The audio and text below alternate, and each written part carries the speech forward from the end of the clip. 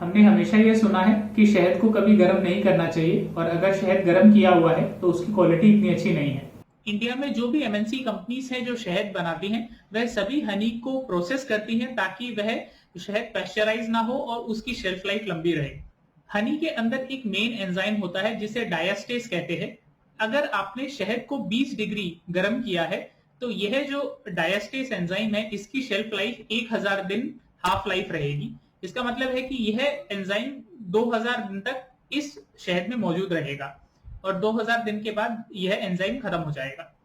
अगर आपने शहद को 20 डिग्री ही गर्म रखा है तो यह एंजाइम 2000 दिन तक रहेगा और आपका शहद की क्वालिटी काफी अच्छी रहेगी।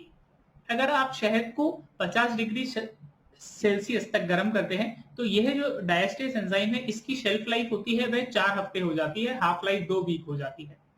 और अगर इसी शहद को आप 78 डिग्री गर्म करते हैं जो कि प्रोसेसिंग के लिए नेसेसरी है तो डायस्टेस की जो हाफ लाइफ है वह 30 सेकेंड हो जाती है और उसकी जो शेल्फ लाइफ है वह 60 सेकेंड हो जाती है। Enzyme activity intact means honey is raw. अगर जो शहद है उसके अंदर एंजाइम एक्टिविटी प्रॉपर है इसका मतलब है कि वह शहद रॉ है और वह शहद आपको काफी बेनिफिट देगा।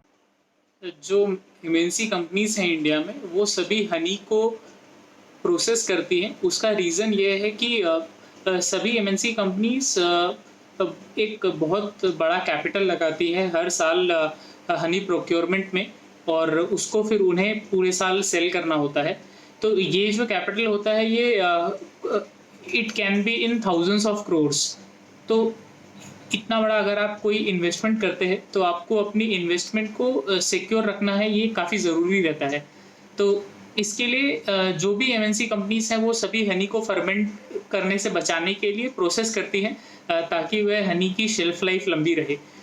रिटेल हनी और रॉ हनी में जो मेन डिफरेंस होता है वो प्रोसेसिंग का होता है। रिटेल हनी एक्सट्रैक्ट करने के बाद liquefaction, straining, filtration, moisture reduction, pasteurisation, cooling और बॉटलिंग इन सभी प्रक्रिया से गुजरता है। जबकि रॉ हनी एक्सट्रैक्ट करने के बाद सीधा बॉटल में पैक करके कस्टमर्स को पहुंचाया जाता है जिसके कारण उसकी जो न्यूट्रिशनल वैल्यू है वो इंटैक्ट रहती है।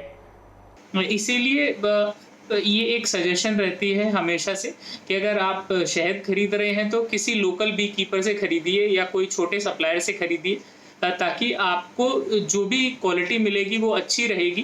क्योंकि जो छोटा सप्लायर है उसकी जो उसके पास जो यील्ड है, जो उसके पास शहद अवेलेबल है वो लिमिटेड अमाउंट में ही होगा और वह उसे साल में सेल इट ऑफ कर देगा, बेच देगा और इतनी उसको क्राइसिस नहीं आएगा। हनी को फ्रीज अगर आप रखते हैं तो वो बेस्ट प्रैक्टिस है क्योंकि जितना कम टेम्परेचर में शहद रहेगा उतनी उसकी एंजाइम एक्टिविटी इंटैक्ट रहेगी और उसकी क्वालिटी उतनी अच्छी रहेगी। जितना शहद को आप हीट एक्सपोजर देंगे तो वो उतना जल्दी खराब होगा, उसकी संभावना बढ़ जाएगी।